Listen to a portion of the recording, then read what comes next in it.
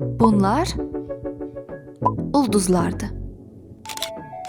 Bu ulduzun ağlımıza gələn formasıdır. Uzaqdan isə onları bu şəkildə görürük. Belə bir sual ortaya çıxır ki, realda sferik, yəni göndələn formasında olan ulduzlar niyə ağlımızda beşguşəli şəkildə təsəvvür olunur? Videoda kağızdan hazırlanma qaydası göstərilərkən mən də sizə bunun səbəbini izah edəcəm.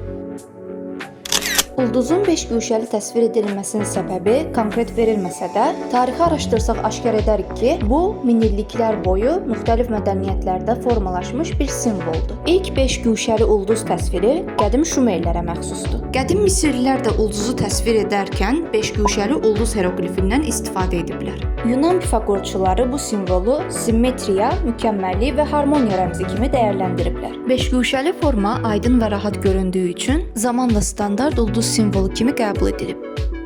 Yeni videolar üçün bizə dəstək olmağı unutmayın.